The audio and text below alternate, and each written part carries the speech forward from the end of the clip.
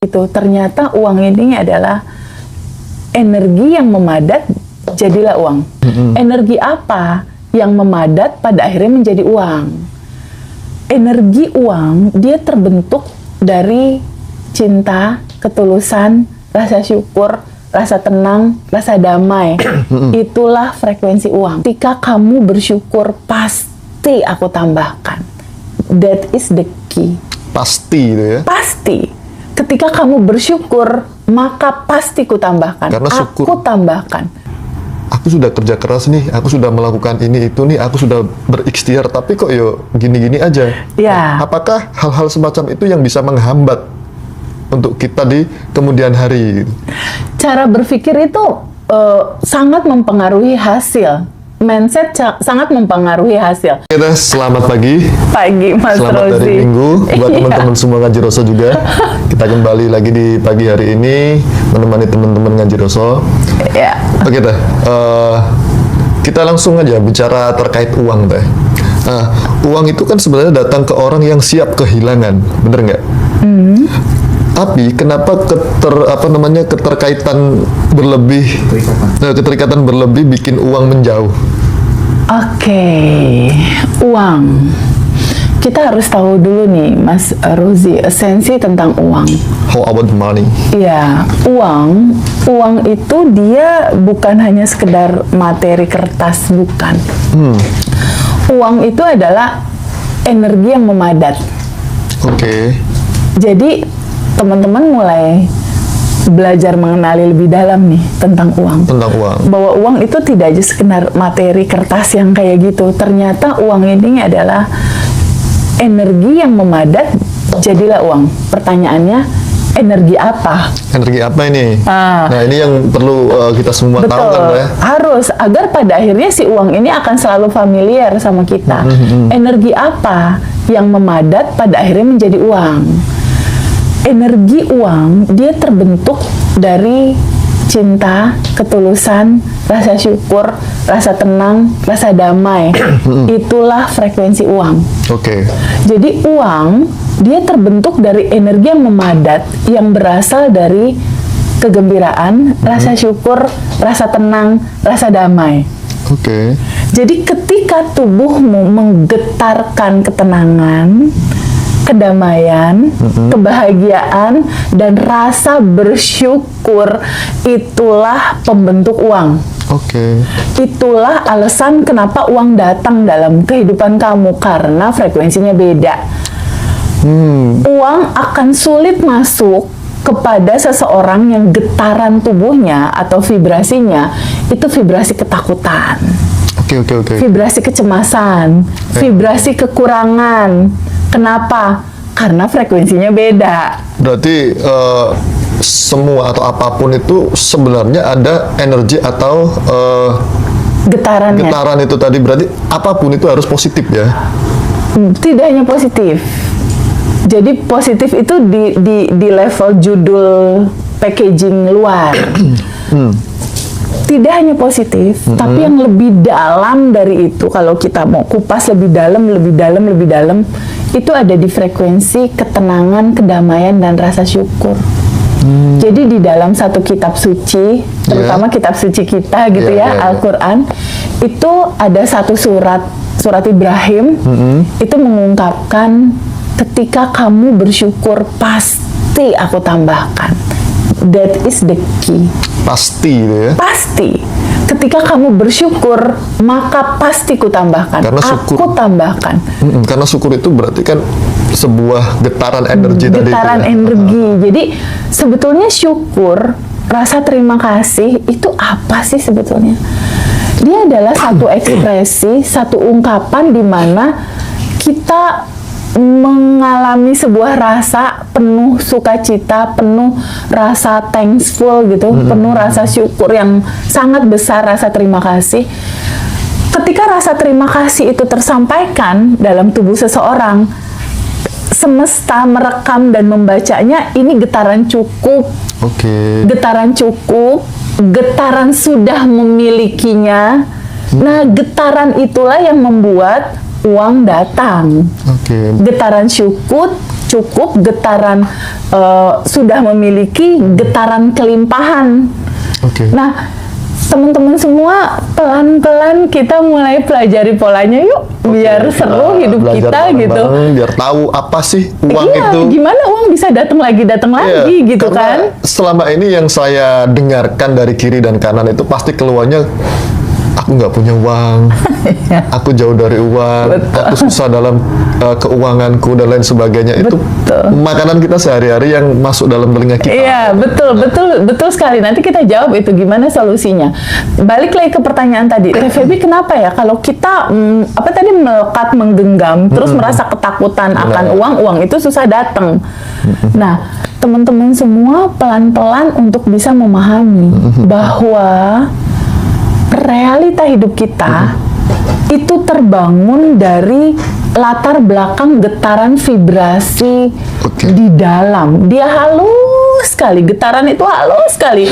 Kalau hati dan tubuhmu menggetarkan getaran kekurangan, aduh ini kurang, atau getaran ketakutan, aduh ini takut salah, takut bangkrut, takut habis, dua getaran itu tuh, getaran ketakutan dan getaran rasa kurang. Itu yang membuat kamu dalam realita ya selalu merasa kekurangan uang. Atau kamu di dalam realita suka ditipu orang terus sehingga uang kamu hilang dan lahirlah ketakutan. Oke. Jadi di sini perlu sekali teman-teman memahami bahwa titik substansi dari kebahagiaan dan kelimpahan itu adalah bagaimana kamu melihat identitas dirimu. Kembali dan kembali Mas Hendra dan aku mensiarkan gitu untuk mengingatkan teman-teman. Perubahan itu dimulai dari kesadaran.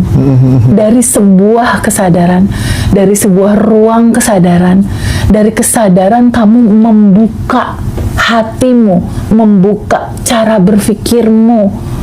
Izinkan dirimu untuk terbuka, menyadari sebuah kemungkinan tentang kamu siapa sih sebetulnya gitu. Oke. Kamu bukan si kekurangan itu, bukan sayang.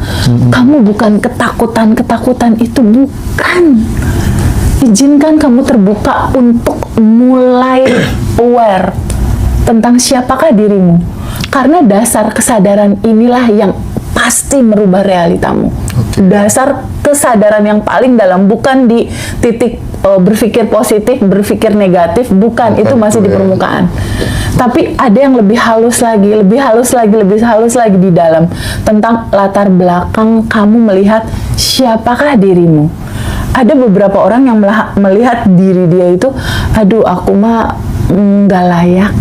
Nah, itu yang sering terjadi. Aku nggak layak kaya, nggak layak makmur gitu. Jadi sebelum apa-apa mereka itu sudah memaknai dirinya itu bukan siapa-siapa karena gara-gara masalah, oh aku terlahir dari keluarga ini berarti aku bukan siapa-siapa. Sedangkan saya juga kan kadang berpikir, saya itu sadar bahwa kita mempunyai part yang sama, tergantung kita mengolahnya seperti apa. Nah, untuk mengembalikan kesadaran seperti itu ada teori tertentu atau seperti apa Teh?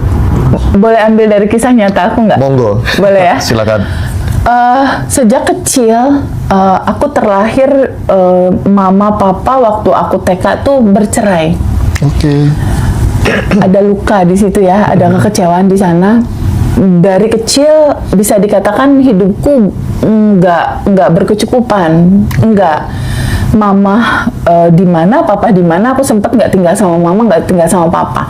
Jadi dari kecil SD, SMP, SMA itu ngalamin yang naik angkot, yang kurang, yang kalau ngelihat saudara keluarganya utuh, itu tuh yang ya Allah bahagia banget ya jadi mereka gitu kan. Kenapa aku nggak di posisi Kenapa nggak di posisi itu? Terus turun naik mobil kayak gitu sampai pada akhirnya terus berjalan, kuliah pun masih dalam situasi yang kurang lebih seperti itu. Bisa dikatakan kalau kata istilah umumnya mah perih hidupnya dan prihatin gitulah. Kurang lebih gitu ya. Akan memprihatinkan. Memprihatinkan dan Mungkin kalau teman-teman yang saat ini sedang menonton ini ada di dalam posisi itu, teman-teman nggak usah khawatir. Ada temen dulu aku kayak gitu. Ya.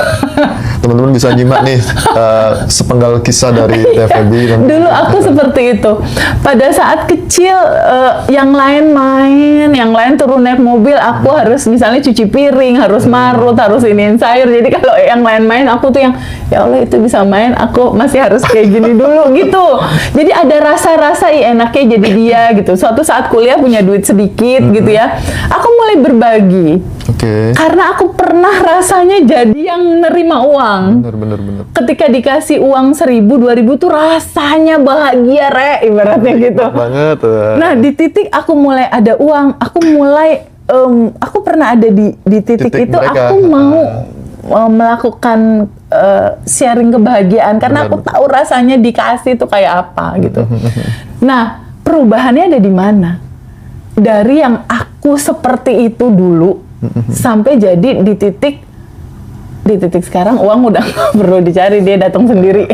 Ibaratnya kayak gitu. Itu perubahannya di mana? Karena aku pernah dalam posisi teman-teman semua bingung, takut, cemas. Uang cuma 10.000, harus beli token listrik, harus beli beras, pampers anak habis, susu anak habis, token listrik habis. Jadi ada uang 100.000 tuh uangnya dipandangin karena bingung gitu. Ini mau kemana dulu ini uang gitu. Nah, pada akhirnya di titik sekarang itu gimana teh awalnya gitu kan? Mulailah belajar tentang kesadaran. Mulailah belajar tentang apapun yang pada akhirnya merubah mindset dan merubah cara pandang aku. Mulai belajar filsafat waktu itu 16 tahun, mulai belajar diamond cutter untuk menanam benih dan lain-lain. Tapi ada satu kebiasaan Mas Rozi yang bocor halus sedikit nih ya. Bocorin dikit biar nanti ada. Ada satu kebiasaan yang aku merasa kayaknya ini deh. Ada satu mindset yang tertanam di sini. Itu adalah prasangka baik sama Allah di atas rata-rata. Jadi letakkanlah asumsi atau prasangka dirimu terhadap kehidupanmu yang di atas rata-rata. Tapi kebanyakan masyarakat kita, ketika mereka tidak bisa mencapai apa yang mereka inginkan, apa yang mereka mau, akhirnya kan, aku sudah kerja keras nih, aku sudah melakukan ini itu nih, aku sudah berikhtiar, tapi kok yo gini-gini aja. Ya. Apakah hal-hal semacam itu yang bisa menghambat untuk kita di kemudian hari? Cara berpikir itu sangat mempengaruhi hasil. Mindset sangat mempengaruhi hasil.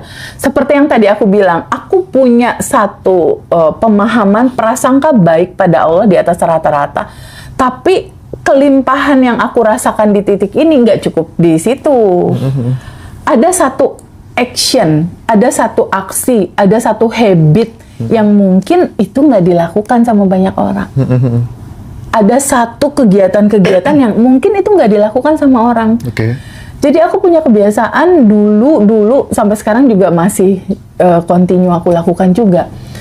Karena ala dulu ya, ala dulu perih, sedih, takut, bingung. Otomatis kalau secara Islam kita jatuhnya jadi sholat dan tahajud gitu. Nah, itu. Kan gitu kan. Untuk whispering, untuk berbisik kepada yang maha kaya gitu kan. Akhirnya malam hari yang aku lakukan itu berbisik gitu. Di salah satu surat di Al-Quran itu ada sebuah tulisan.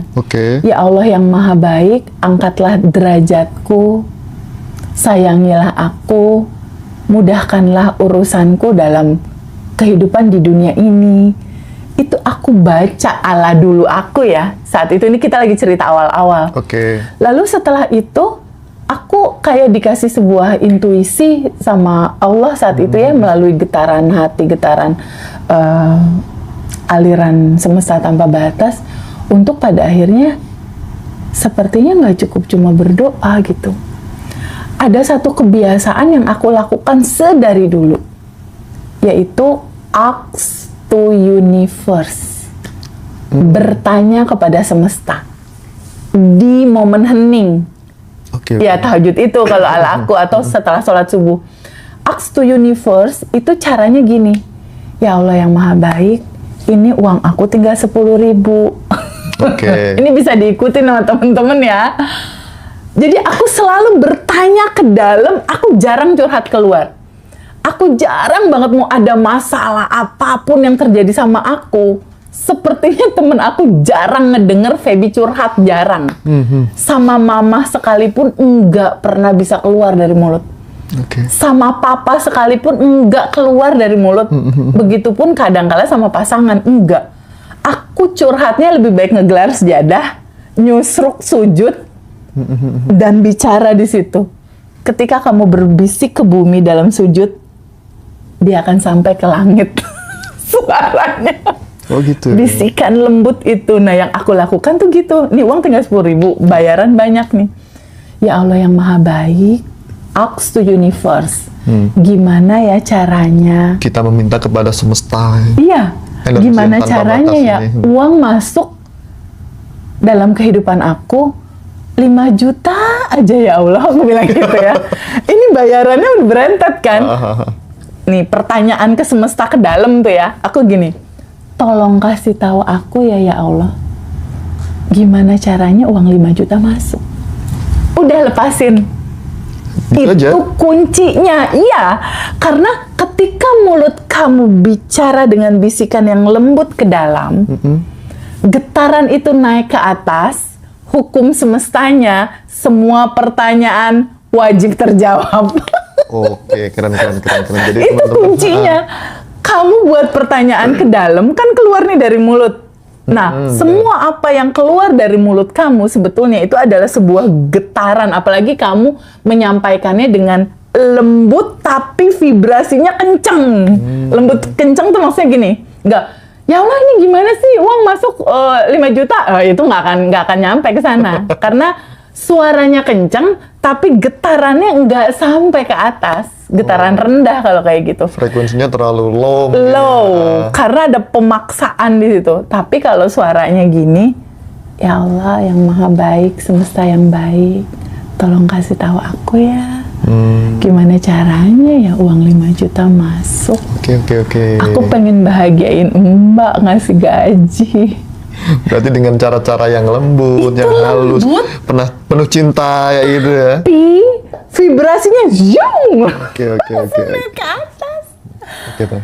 Itu kebiasaan-kebiasaan yang aku lakukan, lalu aku sadar, aku sadar sesadar-sadarnya tentang satu hukum semesta, namanya hukum pertukaran energi. Itu ada di semesta Real ini. ya, real ada Ya, itu ya. contoh hukum pertukaran energi atau hukum konversi, contoh. Dari listrik, ini kan listrik ya, ada lampu ya, listrik, dia bertukar atau berkonversi, berubah jadi cahaya. Tadinya kan ada getaran listrik, ada aliran listrik, dia jadi cahaya. Begitupun kehidupan kita. Alur cara kerjanya, selain daripada getaran hati kita yang menggambarkan kelembutan, ketenangan, dan rasa syukur, alur rezeki masuk itu sebetulnya ada hukum pertukaran energi sebetulnya. Oke. Ketika tubuhmu memancarkan kasih sayang, menolong orang, memudahkan urusan orang, melancarkan urusan orang, atau bahkan kebiasaan Mas Rozi untuk, hai Pak, selamat pagi Pak, sehat selalu Pak, kamu senyum, memberikan kenyamanan ke orang, itu udah jadi tabungan semesta sebetulnya. Oke. Kalau kata istilah Mas Hendra mah tabungan energi gitu. Nah, aku sangat sadar sekali itu. Jadi dari mulai subuh dengan whispering kayak gitu ya, dengan ya Allah yang maha baik, gimana caranya ya income aku bisa bertambah. Tolong kasih tahu aku dong, lepasin. Ketika ini terlepas, dia akan memantulkan realita berupa apa? Berupa orang-orang yang datang, berupa situasi yang datang, berupa kesempatan yang datang, berupa peluang yang datang. Itu begitu cara kerjanya. Dia akan datang sebagai potensi-potensi untuk mewujudkan apa yang aku tanyakan ini jadi kenyataan. Dan aku sering sekali nanya lagi ke dalam, ya Allah yang maha baik, aksi apa ya, kegiatan apa ya yang bisa aku lakukan untuk memudahkan uang masuk bertambah di rekening aku. Kasih tahu aku ya, aku harus melakukan apa. Berarti kita dalam apa batin kita atau ucapan kita itu bertanya ya secara halus, lalu nanti pasti Tuhan Udah memberikan- lepasin. Pasti yang namanya jawaban itu datang ya. Pasti jawaban itu datang. Apalin aja sama teman-teman ya. Jawaban datang itu berupa orang-orang yang datang, peluang-peluang yang datang, kesempatan-kesempatan yang datang. Situasi, kondisi itu terbaca sebetulnya. Terbaca sama realita kita. Oh, ini jawaban dari yang tadi pagi nih. Jadi kejadiannya sama aku gini, Mas Rozi. Kalau pada saat pagi-pagi aku nanya, Oke. ini aku sering sekali dan teman-teman boleh praktekin. Nanti itu ya, curhat ke Ngaji Roso ya hasilnya ya, tolong cerita. Jadi waktu itu aku pada saat aku whispering seperti itu, tolong kasih tahu aku dong, aku butuh 5 juta. Kasih tahu aku caranya gimana ya rezeki itu datang. Lepasin. Kejadiannya adalah setelah aku whispering agak pagi sedikit, kebiasaan aku tuh 3 hal di pagi hari. Apa itu Teh? Aku ngomong lagi ke dalam, ya Allah yang maha baik, tolong kasih tahu aku dong 2 amal soleh apa ya yang bisa aku lakukan untuk memudahkan urusan orang, membahagiakan urusan orang, melancarkan urusan orang. Kenapa harus 2 tok? Minimal. Oh, minimal. Minimal dalam satu hari itu ada 2 kebaikan yang berlangsung gitu. Oke. Aku nggak tahu kenapa itu dari dulu aku memang minta ada kesempatan amal soleh yang bisa aku langsungkan gitu. Nah, yang terjadi di aku pagi-pagi ada ibu yatim cerita, Teh Feby, 1 adik anak yatim sakit gitu. Dia butuh obat dan lain-lain. Oh iya, oke. Aku catat dulu, orang aku juga nggak punya uang. Aku cuma nyatet doang, nyatet kebutuhannya apa ini. Oke. Terus mau sekolah bukunya juga habis, aku catat dulu. Ketika ada 5 anak yatim butuh pertolongan, aku cuma nyatet di kertas, Mas Roji, sambil kertas itu aku pandangin. Ini kisah nyata yang kemarin-kemarin ya. Aku pandangin, kan aku nggak punya duit, cuma 10.000 uang aku. Benar. Tapi walaupun kita nggak punya uang, tapi kan kita punya rasa hati dan cinta yang besar untuk menolong. Oke. Nggak harus dari uang kita karena uang kita nggak cukup. Lalu aku pegang kertas itu, lalu aku duduk, lalu aku ngomong lagi ke dalam. Ya Allah yang maha baik, ini anak-anak yatim butuh uang. Ini siapa yang bakal mengalirkan uang ke anak-anak ini? Tolong kasih tahu aku ya Allah, anak-anak ini rezekinya dari mana? Aku pengen nolong tapi kurang, uangnya juga nggak ada. Tolong kasih tahu aku ya Allah, getarkanlah ya Allah orang-orang, teman-teman baik aku untuk jadi jembatan rezeki buat anak-anak ini. Dah, udah tuh aku lupa. Berkegiatan lah, ngetik lah, aku ketik, aku rekap. Oh ternyata ada lagi masuk-masuk, sampai ada 17 anak-anak waktu itu, 17 adik-adik yatim ya. Aku rekap, aku pandangin layarnya, karena totalnya udah ada sekitar 7 juta sekian buat anak-anak. 7 juta saldo aku aja 10.000. Pada saat kita melihat data itu dengan getaran pengen nolong, Benar. getaran pengen, kayaknya bahagia banget ya ini anak-anak kalau dibeliin tas baru, tasnya katanya udah sobek gitu. Ini bahagia banget anak-anak kalau dikasih seragam baru, katanya seragamnya udah kekecilan, tangannya udah sampai segini. Belum selesai aku melihat data itu, tiba-tiba handphoneku bunyi. Telililit gitu. Terus aku angkat kan, "Hai Fer," ada salah satu temen lah. "Kak lagi apa Kak?" katanya gitu. Biasa Fer lagi ngetik gitu. "Kak, aku perlu bantuan kakak," kata Ferry gitu. Iya. "Oh gimana Fer?" "Kak gimana caranya ya Kak? Aku tuh pengen naikin omset penjualan Kak.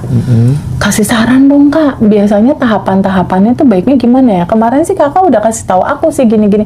Aku langsung ngomong ya lah, udah aja. "Kakak lagi apa Kak?" Dia balik nanya. "Ini aku lagi rekap adik-adik ada kebutuhan." Aku boleh nggak Kak ikutan?" kata dia gitu. "Oh boleh, aku pikir ikutan ya udunan aja biasa gitu. Misalnya 100.000 dari Mas Rozi, 100.000 dari Ferry, 100.000 dari Anton. Ntar kan 100.000 Patungan tuh lah ya. kumpul ya, patungan tuh ya. Aku pikir begitu.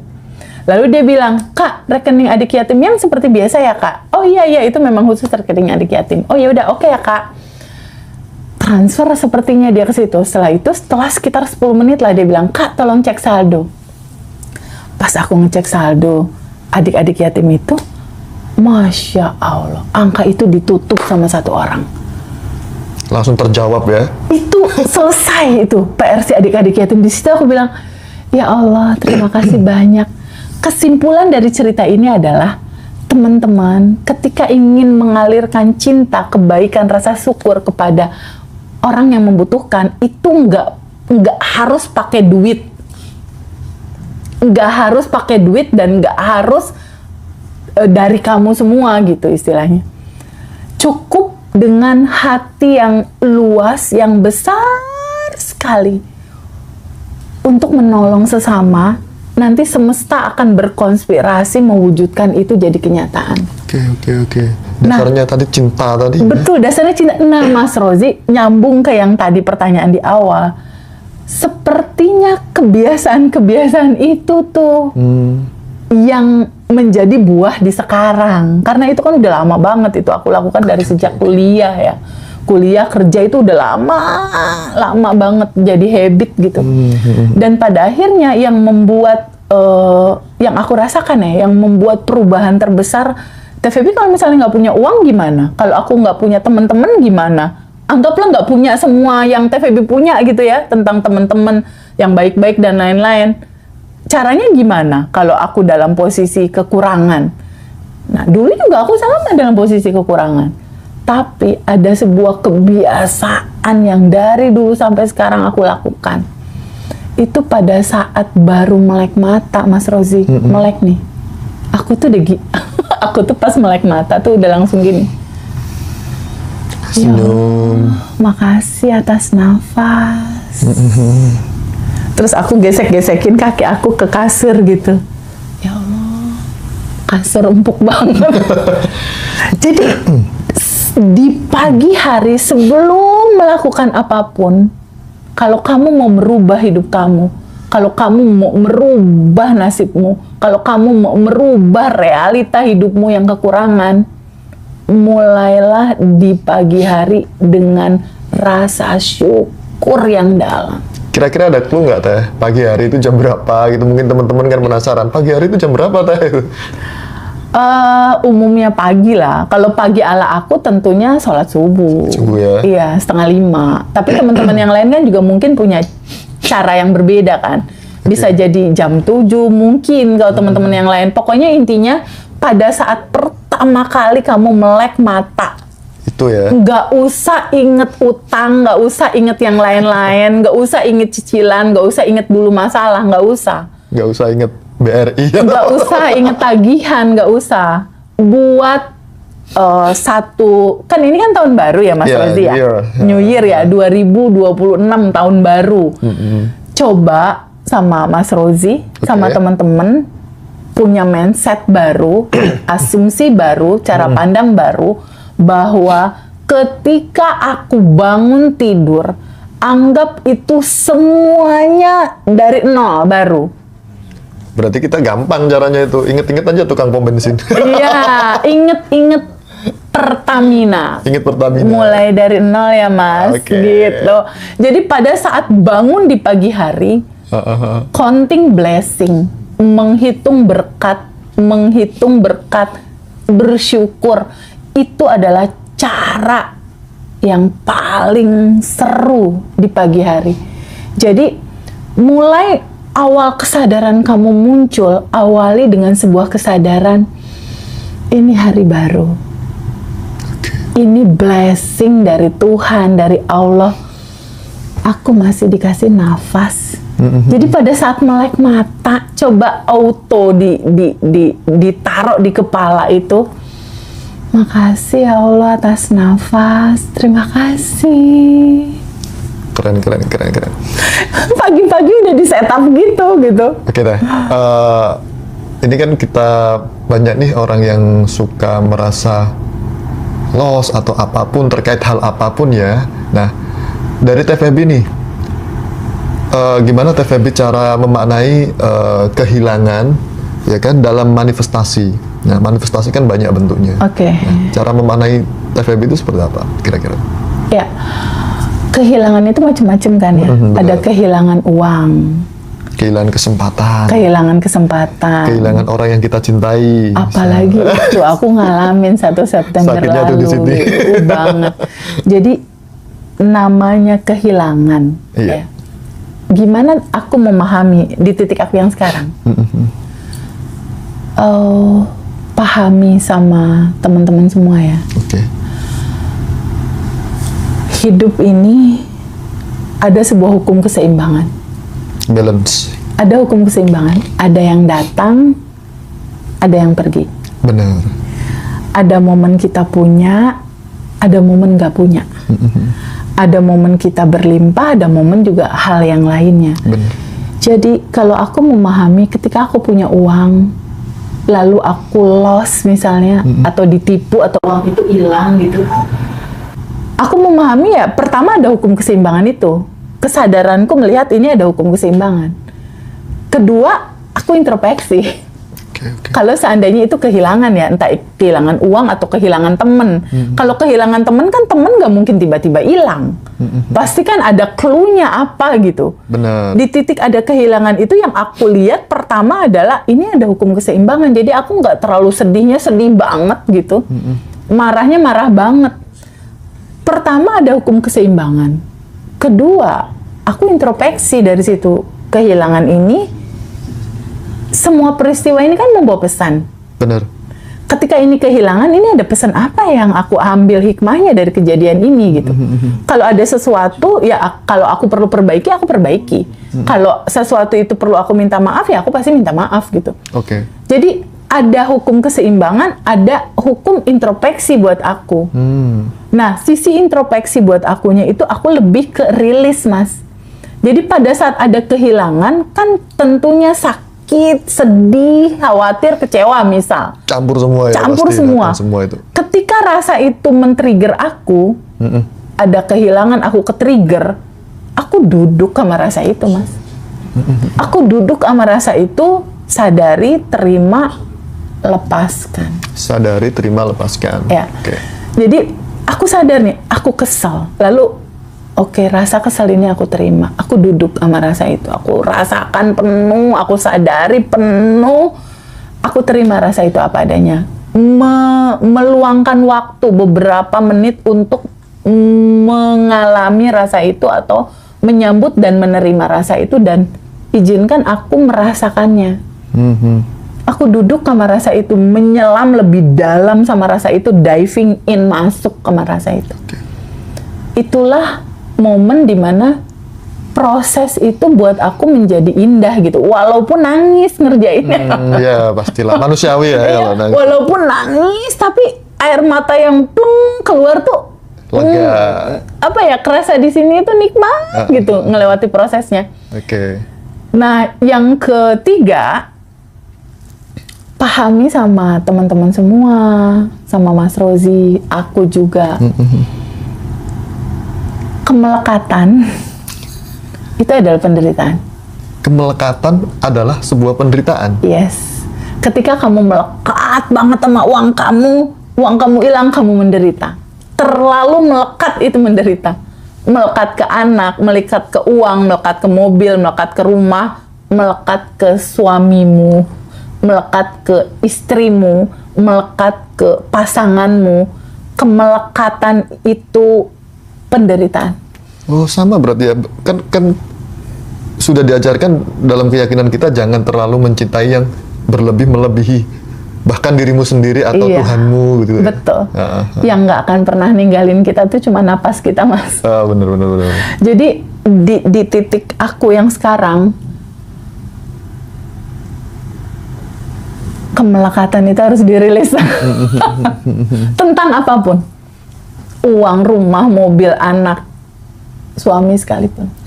Jadi pada saat kemarin pasanganku 1 September meninggal, aku menyadari gitu bahwa apa yang aku ucapkan dalam cerita materi ini tentang kemelekatan teruji di situ. Oke. Teruji di situ gitu. Jadi apa yang aku sampaikan bukan hanya sekedar sesuatu yang aku sampaikan, tapi aku mengalaminya. Dimana ketika ini harus pulang, aku memahami bahwa siklus kehidupan ada datang dan ada pergi gitu.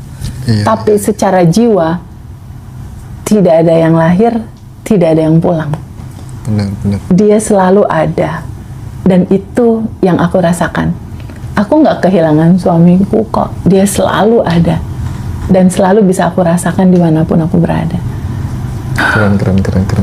Nah, ini yang pelajaran yang paling berharga yang bisa teman-teman dapat. Apalagi kalau ikut kelasnya Teh Feby ya. Masya Allah. Itu hari Senin kita ada Quantum Enlightenment, teman-teman. Kalau mau lebih seru gitu ya, merasakan bagaimana kita bersama berkomunikasi, ada momen di mana kita akan rilis bareng-bareng. Kalau masih ada teman-teman yang merasa melekat terhadap sesuatu gitu ya, goals terbesar dari Zoom Quantum Enlightenment itu adalah bertemunya kamu sama kesadaran ini. Kesadaran melihat dari sudut pandang yang benar gitu tentang kehidupan ini, tentang dunia ini, tentang realita kamu. Karena sebetulnya Mas Rozi, apa yang kita cari nih, wah kita cari uang misalnya, atau apa yang kita tunggu nih, jodoh kita tunggu-tunggu kapan dia datangnya. Oke. Yang kamu cari ada di dalam. Sebenarnya. Yes. Kalau kita memahami Secara kesadaran. secara Yang kamu cari itu sebetulnya sudah ada dan tersedia di momen yang sama kamu berharap dan menunggu. Oke. Pahami teman-teman, yang kamu cari, yang kamu inginkan, solusi yang kamu cari, goals yang kamu inginkan, Sudah semuanya udah ada di dalam. Tinggal kita sadar atau tidak. Nah, di dimensi kuantum. Cuma bagaimana pada akhirnya di dimensi yang belum kepegang sama tangan, di dimensi kuantum pada akhirnya jadi realita, tak kita pegang. Gimana itu caranya? Yaitu